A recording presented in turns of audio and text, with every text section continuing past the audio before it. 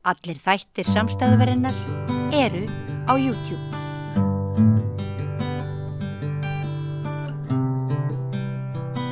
Já, þá eru það reynsluboltarnir. Við erum vön að hafa 3 gesti til að ræða fréttir líðandi stundar og þjóðmál. Það nú reyndar bara 2 mættir en þeir eru góðir og kannski kemur sá 3. bara inn í útsendinguna þegar líður á upptökuna. En vertu velkomin Sólveig Anna Jónsdóttir, formaður Eflingar. Takk. Og Björn Leví Gunnarsson, þú ert með þá bölvun að flestir fjölmiðlamenn kalla þig alltaf fyrrverandi þingmann, það ekki rétt? Ég bara nörd.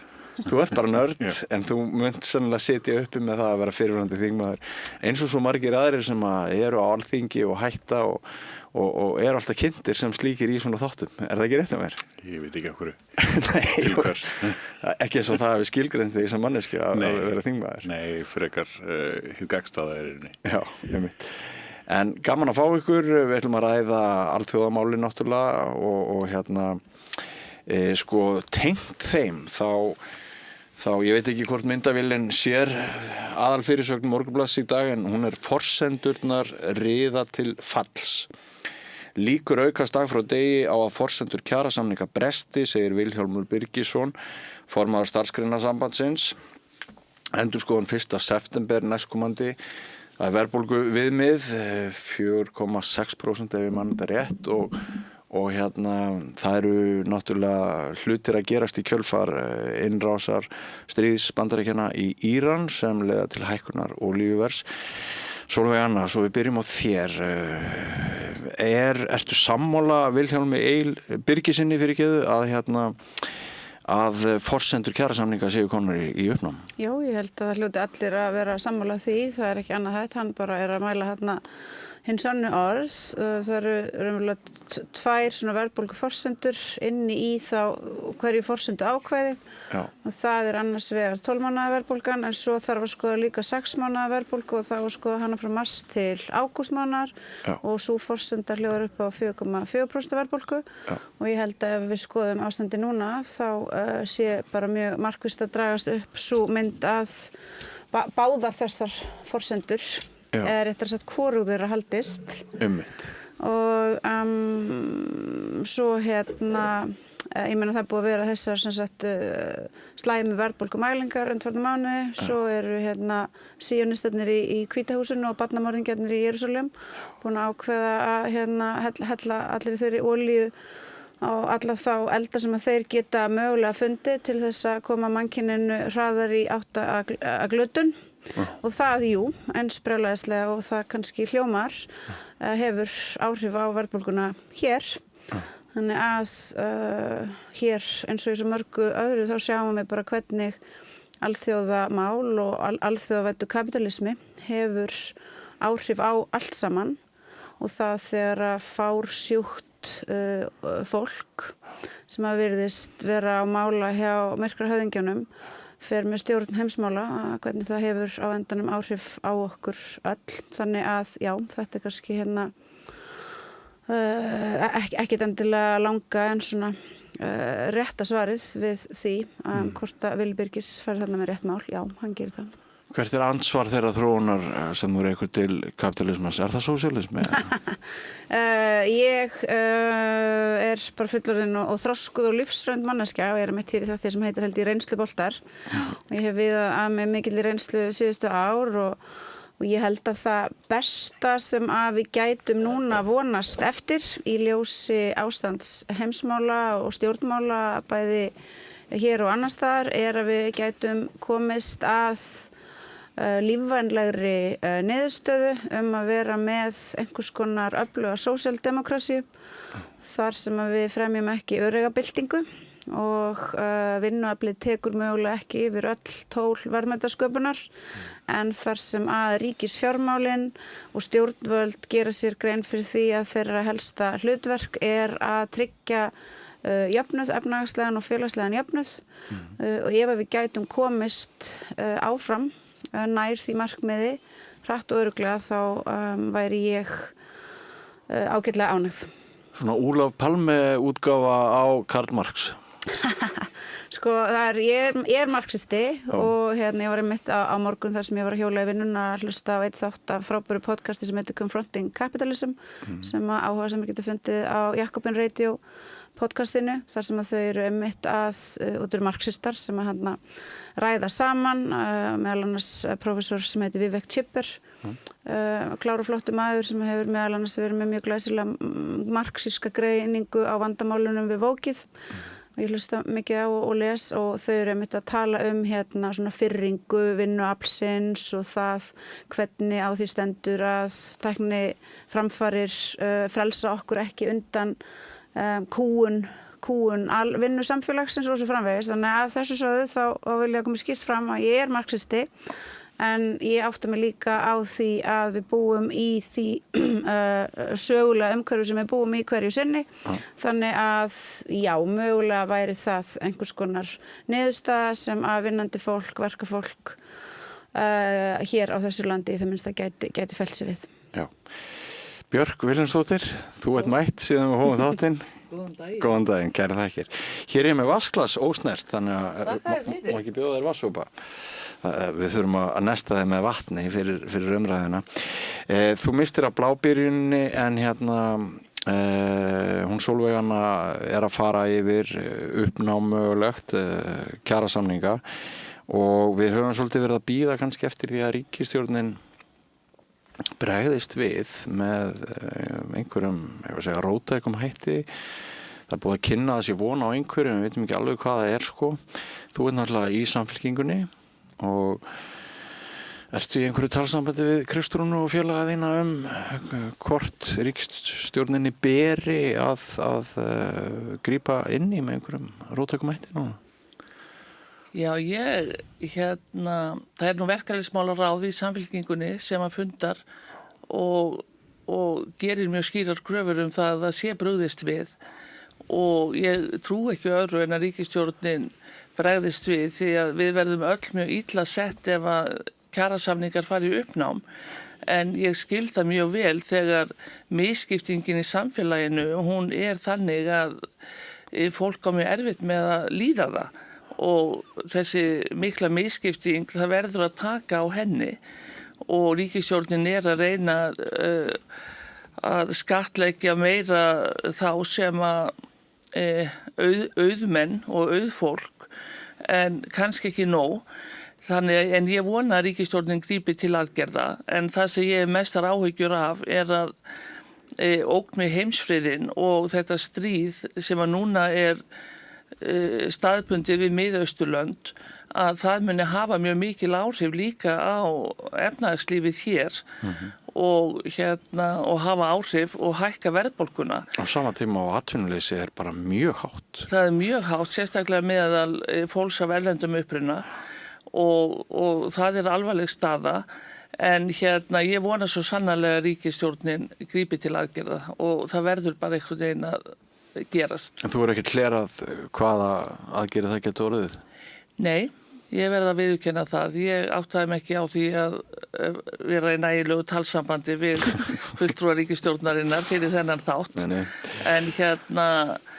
En ég veit að viljinn er til staðar og samráð við verkalýðshreyfinguna hefur verið talsvert mikið að hálfu allavega Samfylkingarinnar og það verður bara að vera það. Því verkalýðshreyfingin er gríðarlega mikilvægt afl og í bara stjórnum samfélagsins og efnahagsmála og ég vona að það náist niðurstaða.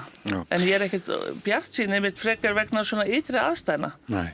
Björn Leví, ef þú værir enn á þingi og getur kvartir hljós í hálftíma hálfvitana eins og það hefur verið kallað eða öðrum slottum, hvað myndi þín eldra eða fjalla?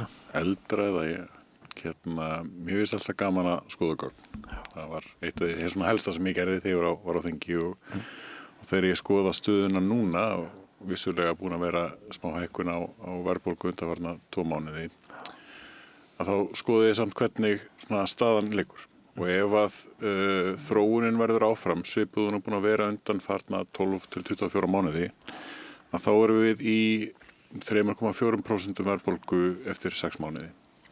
En það er bara ef við þróumst samkvæmt skoðurinni meðaltalsþróun undanfarna mánaða, undanfarins árs eða svo.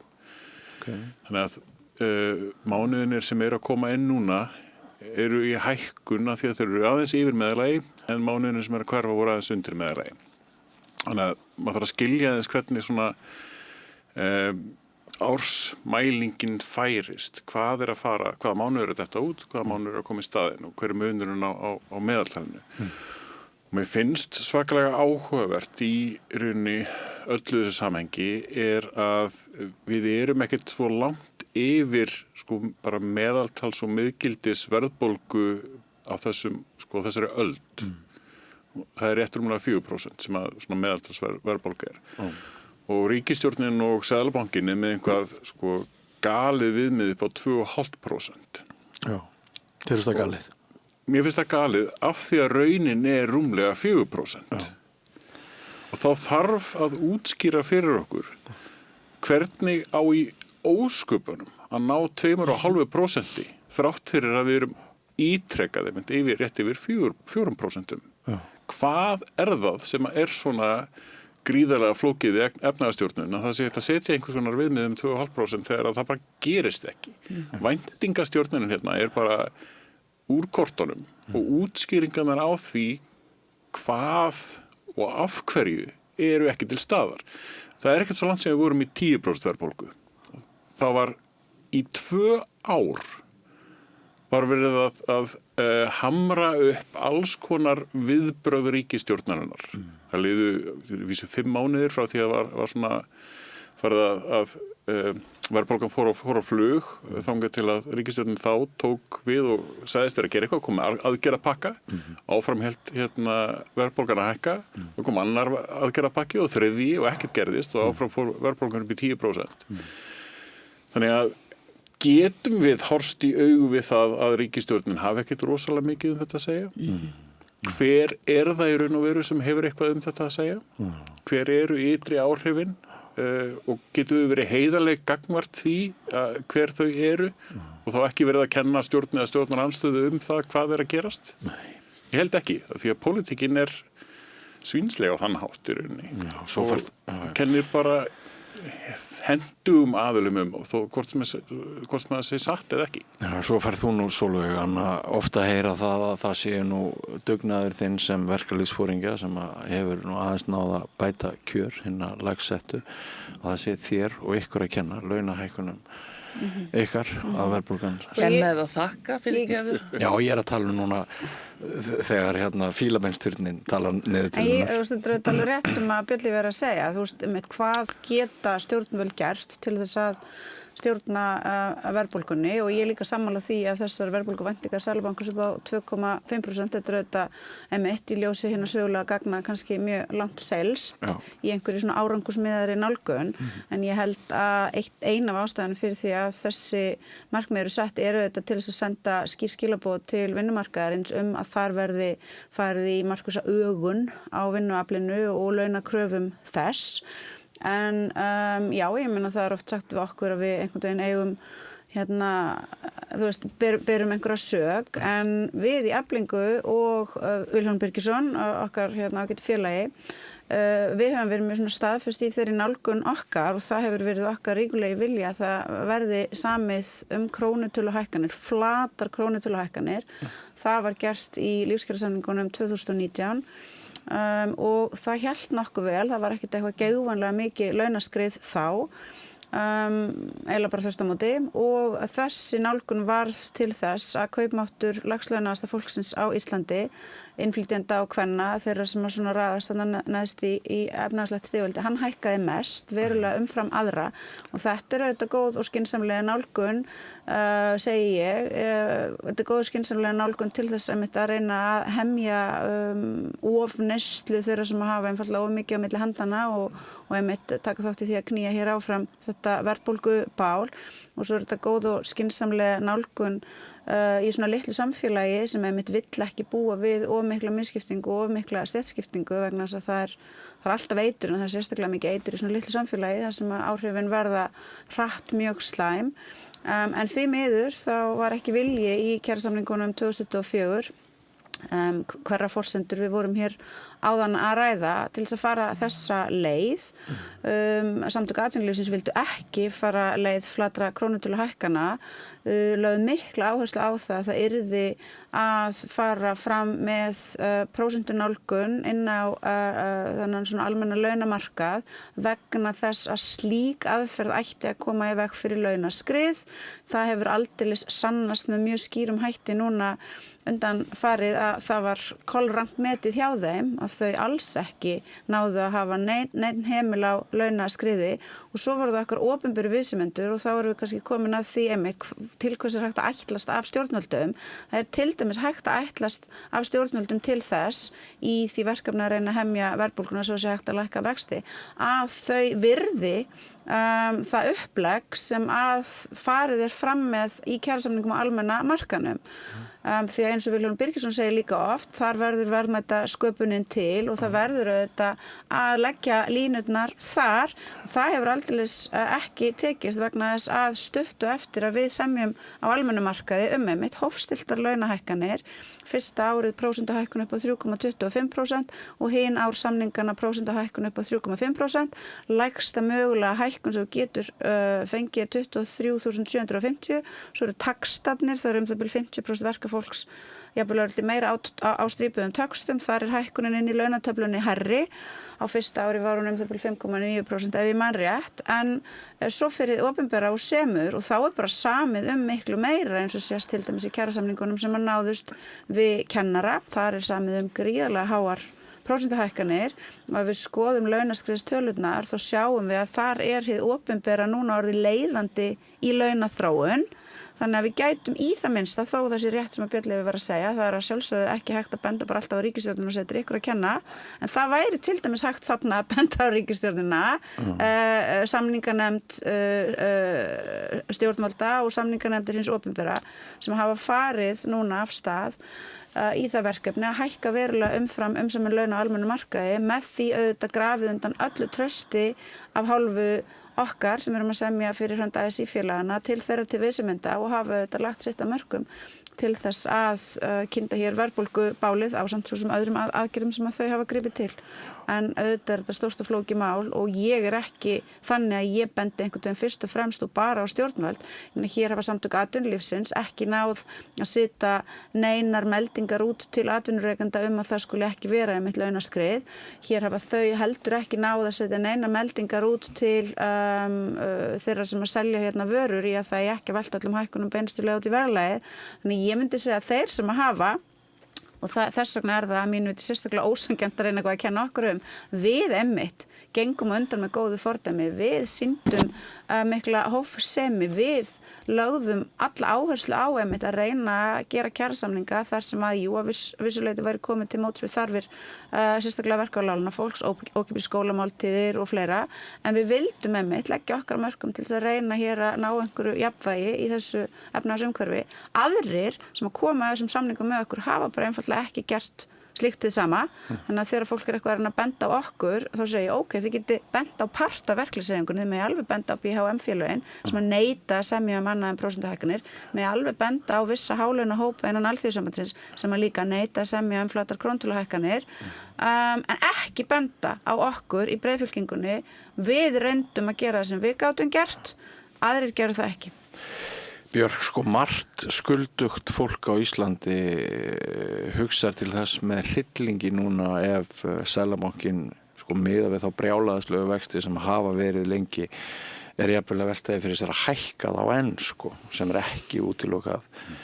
Og þetta náttúrulega svaka högg fyrir fólk sem berst í bökkum og með miklar skuldir og sama tíma og við höfum hér verið að ræða hvort forsendur kjarasamninga gætu orðið úr sögunni. Hér var þingmaður daginn Ásta Lóa Þórsdóttir og hún sagði það að þótt Seðlabankinn væri sjálfstæður þá þyrfti að vera til einhverju varnaglar að stjórnvöld gætu verið í einhverju talsambandi við Seðlabankann. Og maður heyrir það ofta að meðal annars í ljósi þess sem að Björn Leví að tala þessi verðbólgu markmið hlægilega lág og alveg úr takti við raunveruleikann. Maður heyrir það oftar að það þurfi einhvern veginn bara að koma böndum á Seðlabankann. Hver þín skoðun á þessu?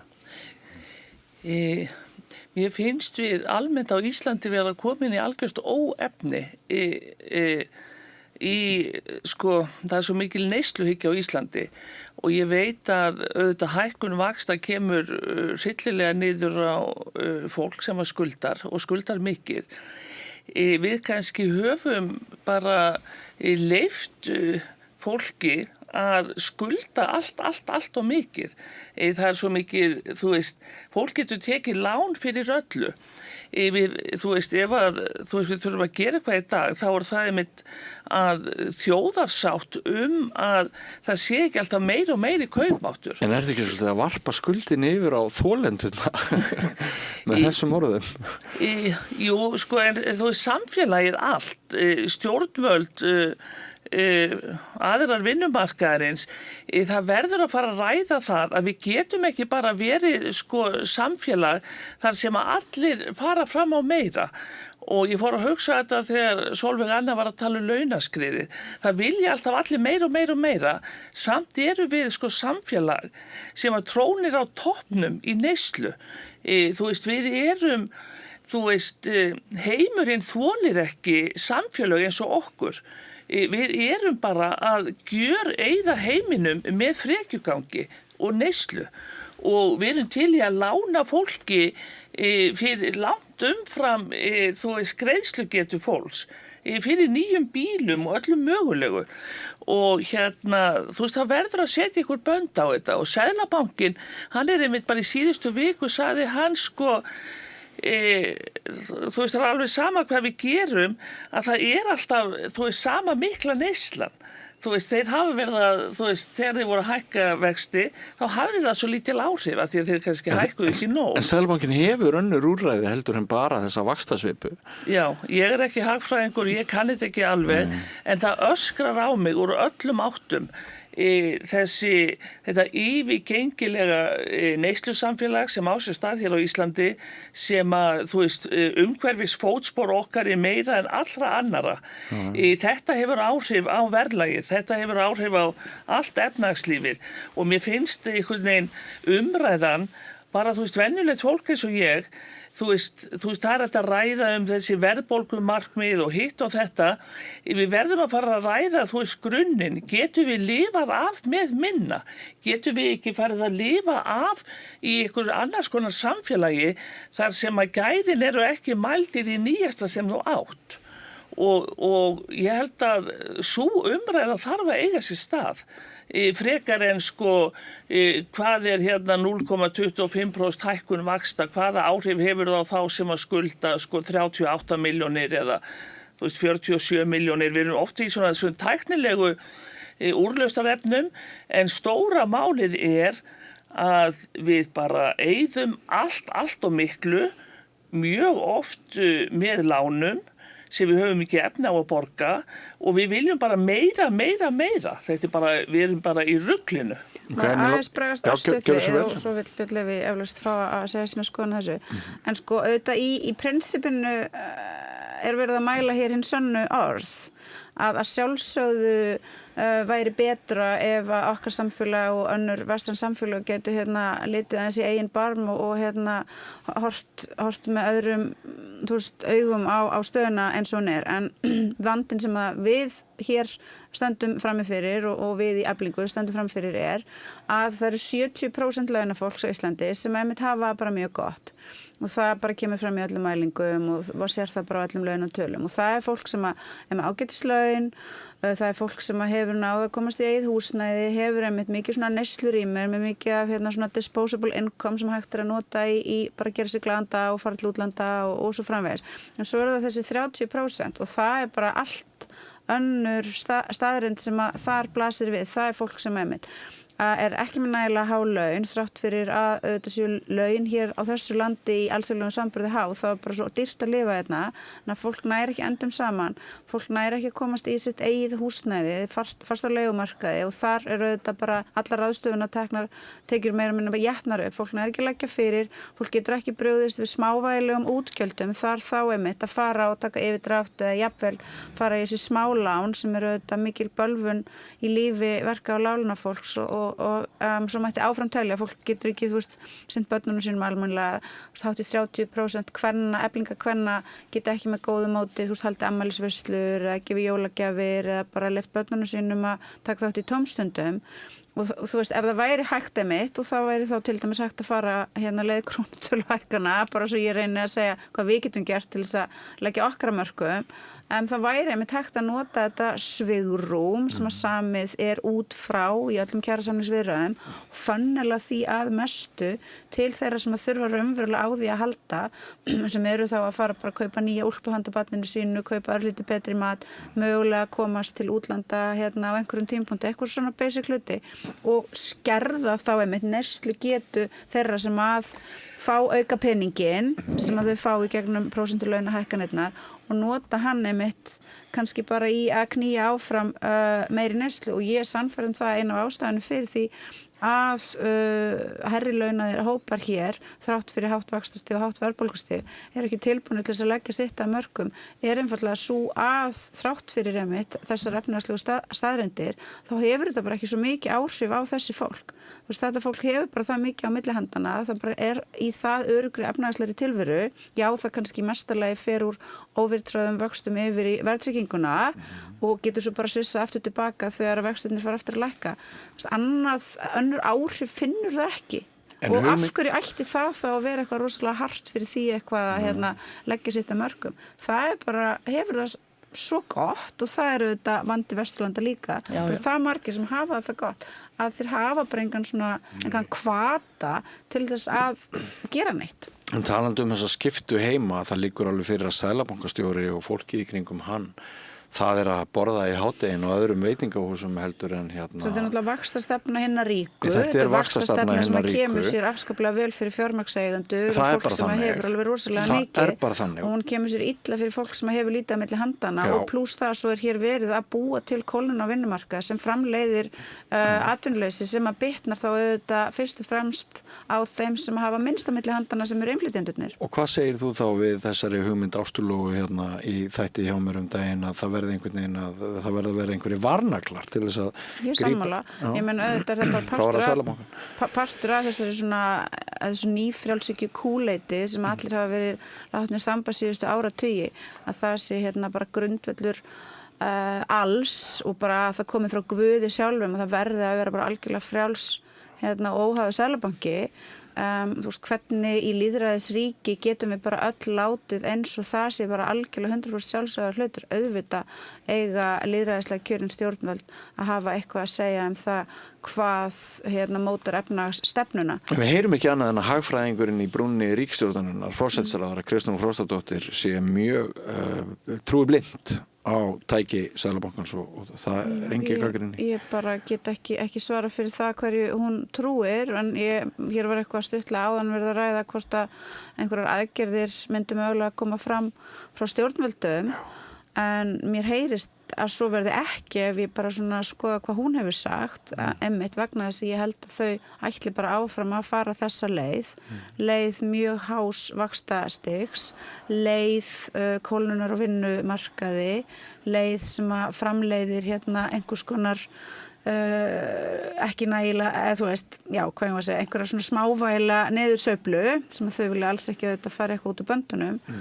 Þannig ég býst ekki raunverulega vinna einu frá stjórnvöldum til þess að koma til móts við vinnandi fólk en að þessu sögðu ætli að segja auðvitað þau líka bara í erfiðri stöðu eitthvað pinkulíti land, einhver eyja hérna lengst út í hafi á endanum partur af alþjóðlegu opnu markaðshagkerfi hvað á endanum geta þau gert það er líka auðvitað takmarka en þau gætu auðvitað reynd einmitt að hérna með í það minnsta orðum sínum, ef ekki gjörðum, koma þeim skilaboðum áleiðis að núverandi stefna Seðlabankans eru þetta ekki vænlega til árangurs. Eitt áður en þú kemst að Björn Leví, ég hérna hitti grunnskólakennara, tiltölulega nýútskrifaðan daginn. Hann sagði mér að hann væri með á 2 milljón á mánuði. Það er eiginlega á nefinu.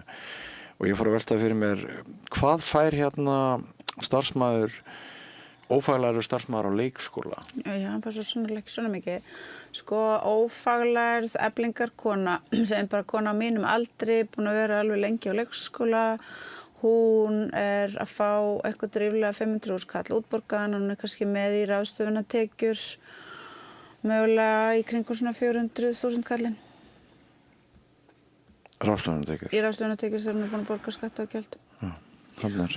Það bara þannig og auðvitað eru við náttúrulega fólki okkar í umönnunarstörfunum, leikskóla starfsmennirnir og fólki á hjúkrunarheimilunum náttúrulega á strípuðum töxtum og í dagvinnunni eins og leikskóla starfsfólki sem engin yfirvinna, þú veist, þá eru bara launin alveg rosalega lág og svo getur þetta híft þetta upp með einhverju yfirvinnu bara ef þú ert í þannig starfsumhverfi. Og það eru auðvitað staðreynd og að eflingar kallar og kallarnir í hinum verkamannafélögunum sem að tilheyra SGS, þeir eru með lengstan vinnudag allra á Íslandi meðan að vinnutími annara byrjaður að styttast verulega, þá eru þessir hópar ennþá með vinnuviku 54-55 tíma, en það er út af yfirvinnuna því að þannig getur haldið heimili og séð fyrir fólkinu þínum. Einmitt. Björn Leví, ég veit ekki hvort við höfum að taka fókusin aðeins að þessu eða hvort þú vilt segja eitthvað meir þetta en ég ætla aðeins að þoka okkur kannski svo út í heim. Rétt aðeins svona mitt til þess að átta okkur á samhenginu í þessu að það er pólitískt skipað bankaráð. Flokkarnir á þingi skipa fulltrúa í það ráð. Þannig að það er til staðar samtali rauninni og boðuleið. Pólitísk afskipti af hagkerfinu eru almennt séð slæm hugmynd. Við höfum mörg söguleg dæmi það. Alveg sama hvaða brjálæðingar stýra hagkerfinu okkur tíma? Eða? Það fer eftir í hvaða brjálæðingar koma að. Kapitalismin brjálæðingurinn. Þeir koma svona að reglulega. Það er með hagkerfi sem brjálæðingurinn. Þó að inn á milli sé almennt séð bara yfirvegað fólk sem að reynir að gera góða hluti. Tekst misvel, það er síðan annað mál. Svo koma svona brjálæðingar af til inn á milli sem að rústa öllu. Gefa hundruðir eða tugi milljarða til fólk sem að hefur ekkert með að gera og svona fræðis. Á sama tíma það satt bara af því að hagkerfið er dýnamískt að ef að við lækkum vexti þá hækkar verðbólga. Það er alltaf verðbólguþrýstingur. Það verður til þess að það fara fleiri í lánin og svo framvegis, fleiri að mun hafa efni á að kaupa íbúðaverð mun hækka og verðbólga mun koma í kjölfarið á því. Þannig að það er rosalega erfitt að fara þessum gríðarlega háu stýrivöxtum sem voru búin til hérna og að mínum mati mistök þátt að fara í aðrar aðgerðir. En hluti af því að Seðlabankinn hefur farið í þetta er af því að Seðlabankinn hefur afskaplega litlar upplýsingar í rauninni stöðu mála í hagkerfinu. Seðlabankinn farið til dæmis bara í rauninni upphafsstöðu lána. Það er að segja að núverandi staða í hagkerfinu og núverandi staða að lána hjá fólki er eitthvað sem að Seðlabankinn hefur ekki hugmynd annað heldur en þegar hann var að gera leiðréttinguna, þá fékk hann þær upplýsingar og gat búið til miklu svona netmiðaðri aðgerðir í hagkerfinu til þess að koma til móts við þensluna. Þannig að það mætti kannski byrja þar að fá meiri og betri upplýsingar. Ég ætla að segja að aðgerðir eiga að vera hnitmiðar. Það á að beina aðgerðunum til þeirra og að þeim sem að þurfa á því að halda og það er ekki góð efnahagsstjórn, það er ekki góð nýting af fjármunum ríkisins, fjármunum okkar skattgreiðenda að funnela bara einhvern veginn út til allra jafnt. Það bara meikar engan sens. Það á að targetera málin með svona árangursmiðuðum hætti, lyfta upp stöðu þeirra sem þurfa á því að halda. Ættu að taka aftur upp auðlegðarskatt? Væri það, góð tímapunktur fyrir það? Ég er mjög hlynnt því að fara í mjög markvissar skattahækkanir á fólk sem hefur greiðlega mikið á milli handana, fjármagnstekjueigendur sem að sitja á stórum upphæðum og sem eru ekki að nýta þær upphæðir hagkerfinu öllu til góða, heldur eru bara að auka eigin völd og fjölskyldna sinna, að sjálfsögðu á að vera með mjög sósíaldemókratískar skattlagningar á þessa hópa og þá leið og ríkissjóður aflar aukinna tekna með því að fara þá leið, þá er þetta að létta skattbyrðinni á verka- og láglaunafólk, en skattbyrði þeirra eins og Stefán Ólafsson meðal annars hefur sýnt fram á með mjög góðum og upplýsandi hætti hefur aukist verulega á þeim áratugum frá því að nýfrjálshyggjan tók hér allt yfir til þess að létta henni af auðstéttinni. Hún lofaði allt öðru. Já, ég menn, hún lofaði náttúrulega bara bulli og lygum og þú veist, ef að Guð hefði einhvern veginn kannski hjálpað okkur aðeins meira, þá hefðu færri pólitíkusar verið tilbúinir til þess að ganga inn í þennan spegla sal bulls og vitleysu. Hvaða eftirmæli fær Davíð Oddsson sem nú látin hjá þér í þessu samhengi? Já, ég hef svona verið að reyna að tilengja mér það undanfarna daga sem mér kannski ekkert mjög eðlislegt að þegar ég hef ekkert sérstaklega gott að segja að reyna bara að steinhalda kjafti og mér hefur gengið það ágætlega með þetta tiltekna mál og ég ætla bara að halda því áfram. Það er bara fólk getur verið að tala Davíð Oddsson eins mikið og það vill. Ég ætla bara ekki að taka þátt í þeirri umræðu. Ég hef annað meira og merkilegra að hugsa þessa dagana. Já. Heyrðu Björk, ég veit ekki, ég ætlaði svona að koma okkur aðeins út í heim kannski en er eitthvað svona sem að þú vilt bæta við á þessu sem þau hafa verið að segja hér? Nei, ég hef í sjálfsög ekkert við það að bæta. Ég held bara að þjóðin kalli á meiri jöfnuð. Það er búið að ræða mismunandi aðferðir kannski til þess, þú nefndir auðlegðarskatt, við verðum bara að jafna kjörin. En ekki þannig að allir hafi meira því að þá bara verðum við frekari á heiminn og fótspor okkar verður meira og við verðum frekar að draga í land og þannig að ég hef í rauninni ekkert þetta að segja. Mér langar að segja því að ég held alveg að það sé rétt að þjóðin vill jöfnuð. Ég held það. Þegar þjóðin er spurð að svona basic sanngirnis og réttlætismálum hvað varðar hvernig samfélagi við viljum búa í, þá vill fólk velferðarsamfélag, fólk þykir vænt velferðarsamfélagið og innviði þess og þykir vænt heilbrigðiskerfið okkar og leikskólana sem svona grunnstofnun, fólk vill að þessi hugsa vel gamalt fólk, á elliheimilunum og við viljum einmitt að þau sem geta ekki séð sig sjálf fái samt að lifa góða mannsamandi lífi og svo framvegis. En svo þegar að það kemur að því einmitt að það sé hægt að vinna markvisst að því að auka jöfnuð, þá til dæmis gerist það að félög háskólamanna eins og BHM-félögin, þau gera það bara að sinni kjarastefnu og þau tala bara opinskátt það að það sé of mikill jöfnuður á landinu, að launabilið sé orðið of lítið á milli verkafólks og háskólamenntaðra og að kjarastefna þeirra eigi þar af leiðandi að miðast að því að breikka þetta bil aftur. Þannig að þarna, eins og stundum sagt, fer ekki saman hljóð og mynd.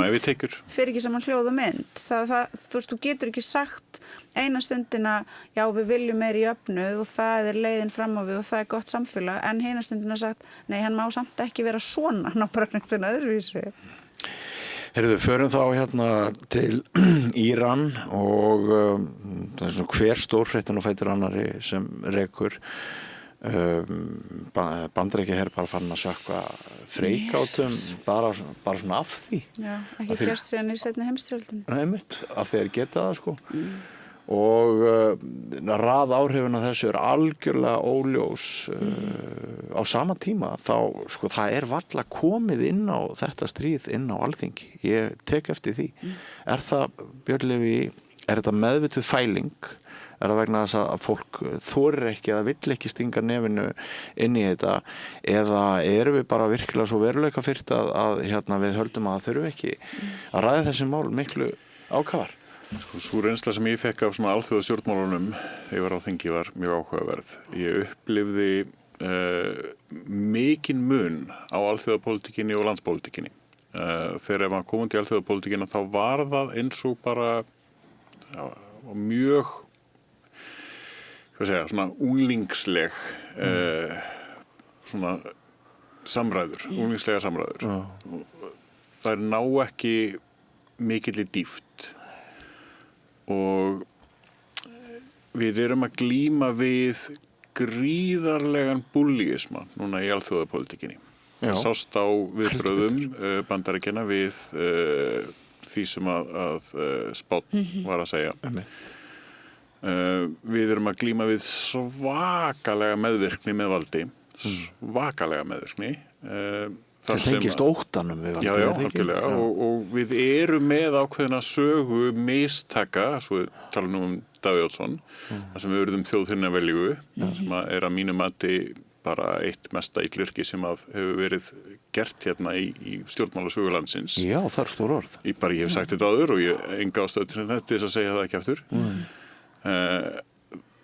Það að gera okkur meðsek í Íraksstríðinu eins og það kom upp og var byggt á legum fáránlegt. Við erum að upplifa svipaða lega núna og þar með ekki að, þú veist, með nokkru móti styðja eða jákvætt horfa á það sem að Saddam Hussein gerði eða klerkastjórnin eins og leiðis. En það voru innanríkismál og það svakalegur munur á því hvað eru innanríkismál og hvað þjóðin sjálf getur valið sér sem leiðtoga sína á einn eða annan hátt og svo þegar að þjóðir stíga yfir landamæri og níðast á öðrum, svipað eins og var gert í Gaza og Úkraínu og núna í Íran og svoleiðis. Við erum í þeirri stöðu að alþjóðastjórnmálin eru gjörsamlega ábyrgðarlaus. Það ekki lögræðisreglan eins og við höfum viljað ná fram í alþjóðalögum. Við viljum að það sé alþjóðaglæpadómstóll. En hann virkar ekki gegn stóru þjóðunum. Nei. Það ástæða fyrir því að öryggisráð Sameinuðu þjóðanna varð ekki til nema með neitunarvaldi stóru þjóðanna. Þeir vilja ekki að ábyrgðin ná yfir þau. Þau vilja geta gert hvað sem hvenær sem og hinar þjóðunar eru rauninni bara hræddar við það að segja múkk við því það sem að stóru þjóðunar ákveða. Mér líka dottið í huga ein auka breyta sem skýrir þögnina á Alþingi þessa svakalegu tíma sé að menn eru kolringlaðir í hausnum, þeir eru búin að tína góða gæðanum. Þetta var náttúrulega pólariserað áður. Framsóknarflokkurinn og Sjálfstæðisflokkurinn voru bara í liði með þessum öflum og svo var einhver aðri flokkar sem voru í liði með öðrum öflum.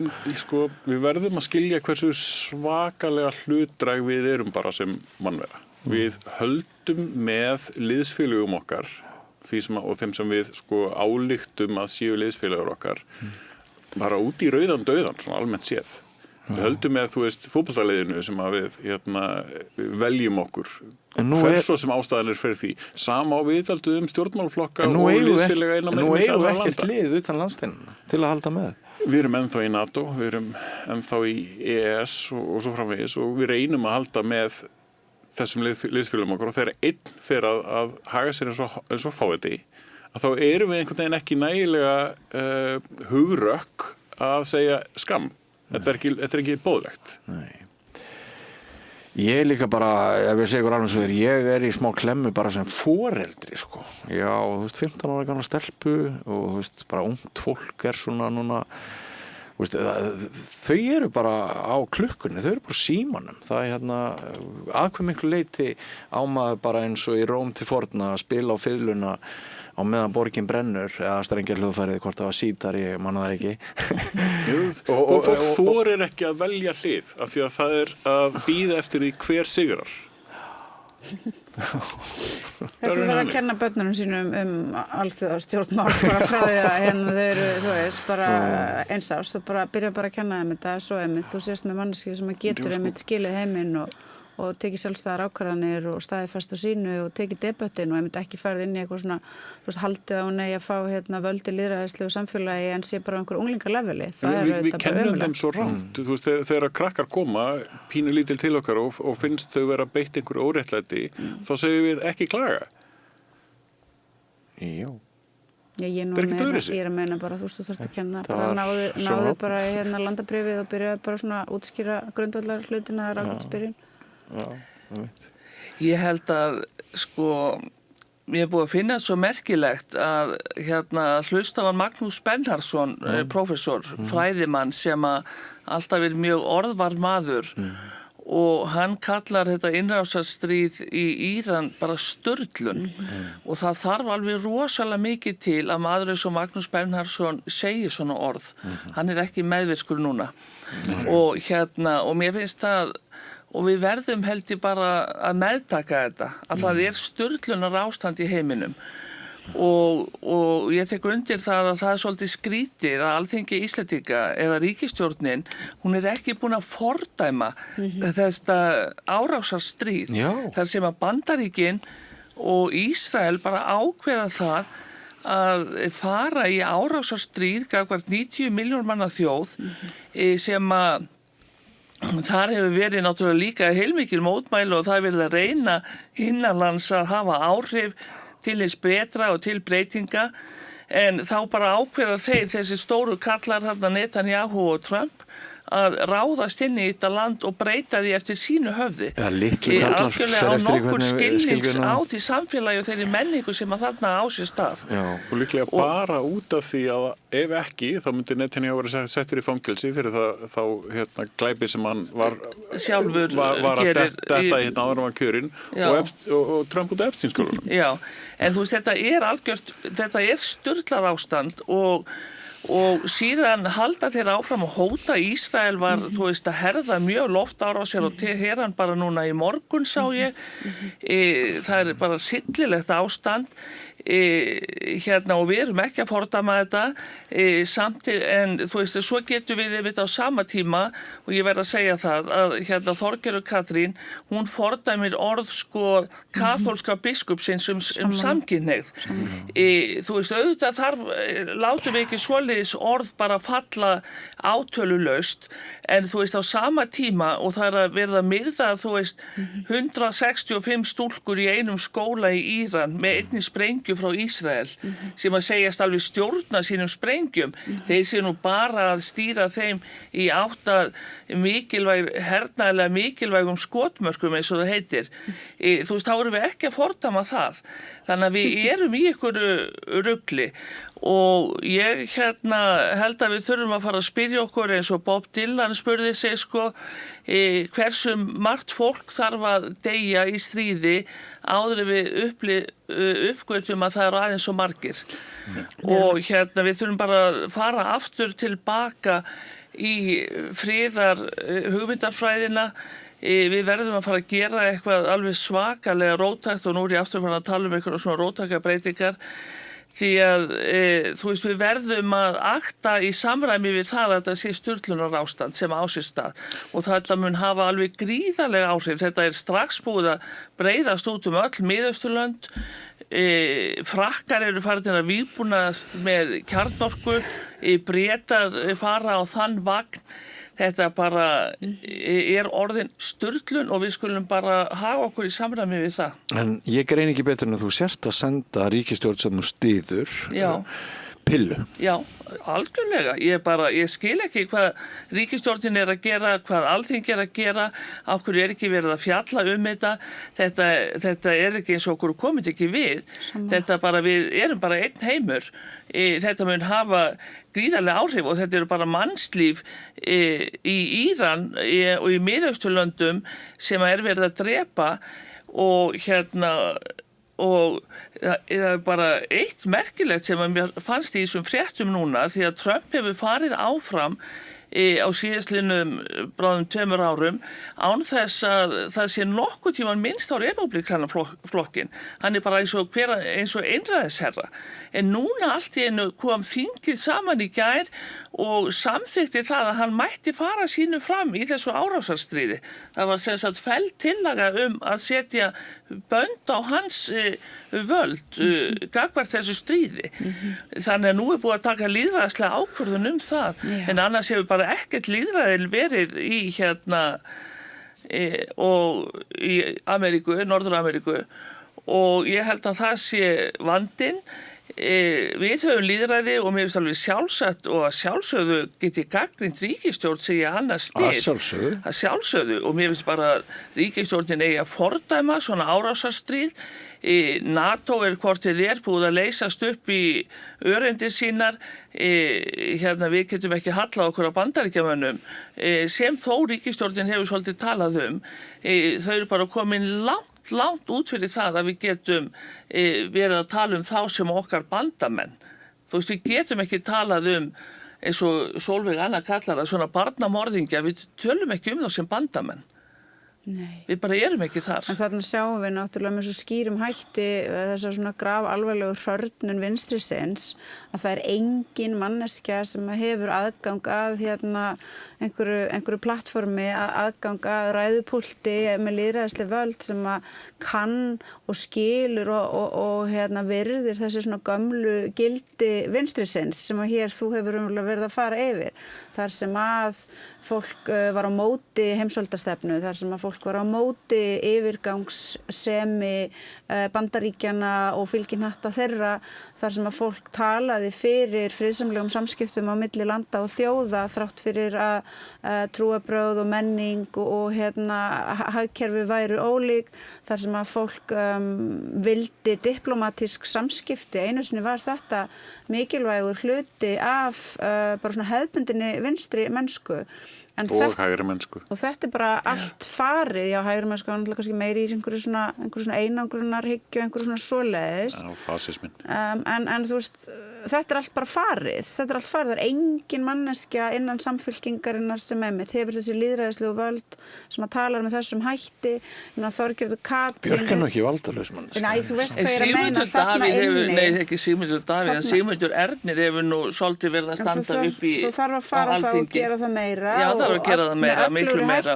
Hann kom mjög sterkt inn í umhverfismálun á samstöðinni í gær í nýjum þætti. Hann Sigmundur Ernir talar eins og hann bara sé mjög gagnrýninn og róttækur gagnvart umhverfismála þróun. Ég hitt hann daginn og vorum að spjalla önnur mál og það var bara, mér fannst ég bara alveg ná góðu kontakti við hann í, málefnum vinnandi fólks. En þannig erum við bara að tala þessi svona stóru mál og já, ég meina fólk er bara að tala með mig afdráttarlausum hætti vegna þess að í lýðræðis samfélagi þar sem að við búum við fulltrúa lýðræði og fólk kýs sér leiðtoga, þá auðvitað það líka ábyrgð leiðtogana sem eru kosnir að geta talað málefni eins og þessi og að hafa eitthvað fram að færa. Og með utanríkisráðherra eins og Þorgerði Katrínu sem einmitt er bara hlynnt vestrænni yfirburðahyggju, er bara heimsvalda sinni í eðli sínu. Það þarf auðvitað að koma einhver inn á Alþingi sem getur það útskýrt fyrir fólki og komið með önnur rök og önnur sjónarhorn. Og það er ekki eins og að það sé ekki hægt að hafa aðganga bara góðum og skýrandi og lýsandi fréttum.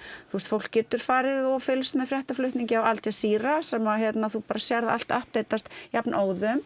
Fólk getur fylgst með fréttastöðum eins og Democracy Now, þar sem Amy Goodman og félagar hennar eru bara í djúpum samtölum og viðtölum við fræðifólk og við stjórnmálafólk, við fólkið í þessum löndum sem að verða fyrir þessum ógeðslegu árásum.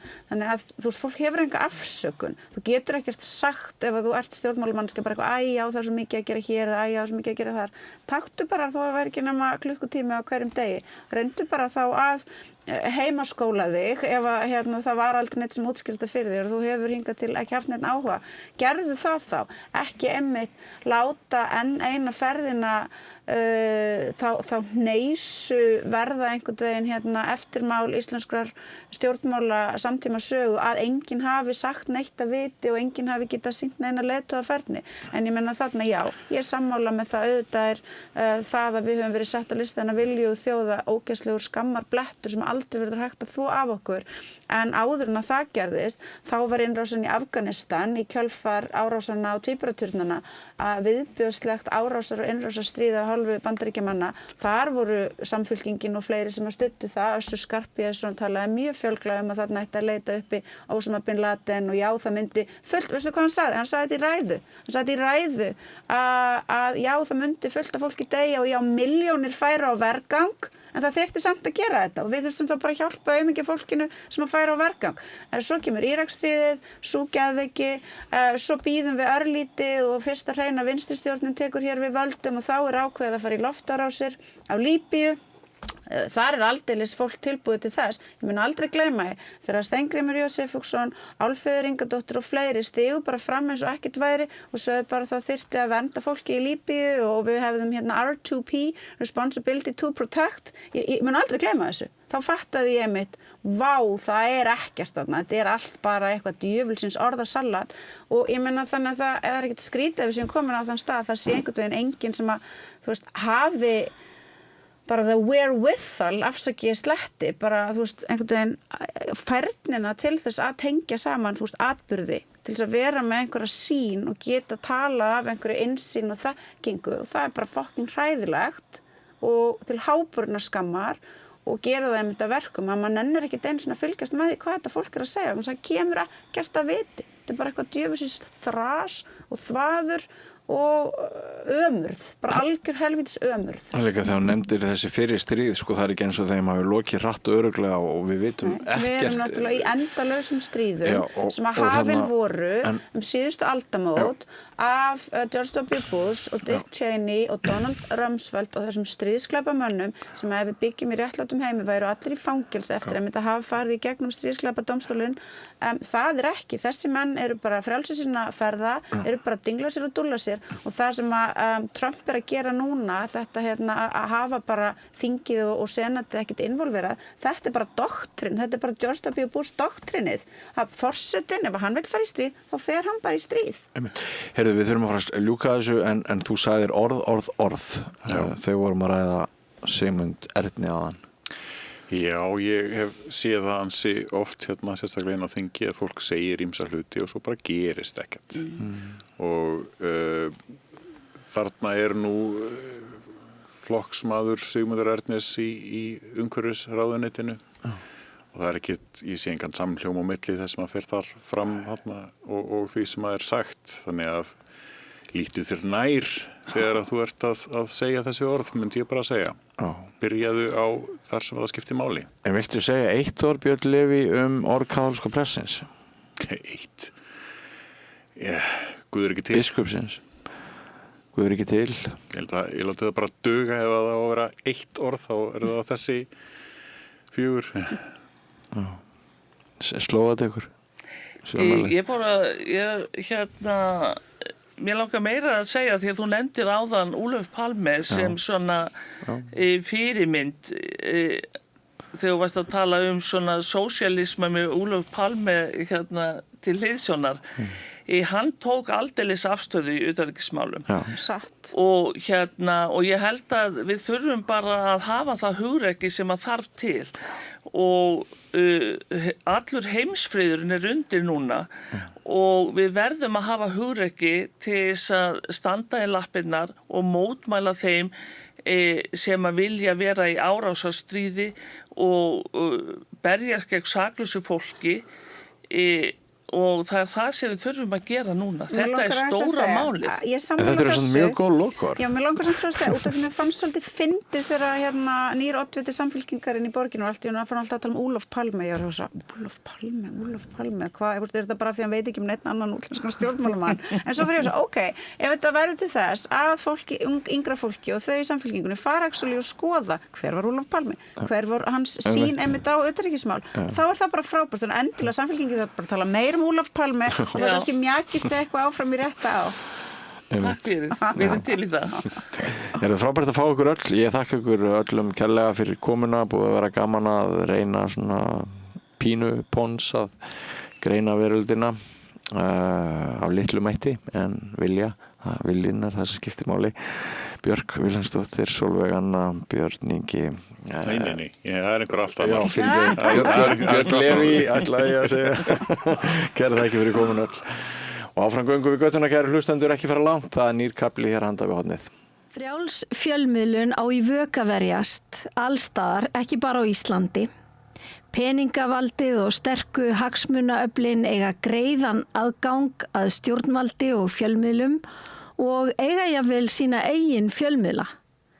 Þess vegna samstöðin svo mikilvæg. Hér pláss fyrir alla raddir, málin eru krufin til mergjar og samtölin eru stór og innihaldsrík. Samstöðin mikilvægt lýðræðistæki. Ég heiti Kristín Helga Gunnarsdóttir og ég styð samstöðina. Öflugur og ódýr auglýsingamiðill 40.000 manns sjá eða heyra þætti samstöðvarinnar í hverri viku. Ef þú vilt auglýsa, sendu póst á samstöðin@samstöðin.is.